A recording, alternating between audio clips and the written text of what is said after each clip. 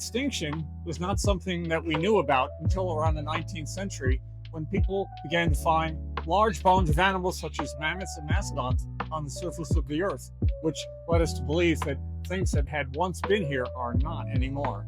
Hi, I'm Dr. Bottjer, and today we're here at the Brea Tar Pits and Museum to learn about mass extinctions.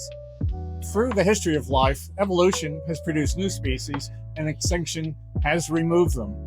We happen to think we're in a time of increased extinction and thus maybe in a modern mass extinction. My interests lie in looking at the ancient mass extinctions and trying to use information from that to understand how we can manage the current mass extinction. Over the last 500 million years, we have had 5 major mass extinctions. They're typically called the Big Five.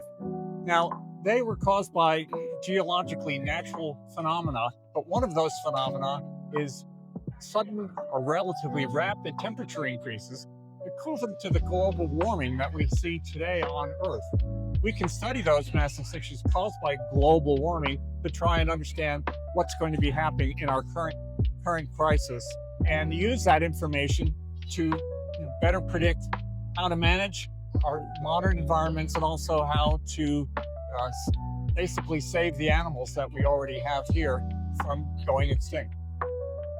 I and my group of students are researching the most recent mass extinction that is represented here with the beginning of the death of mastodons and mammoths and that sort of thing that we've been seeing.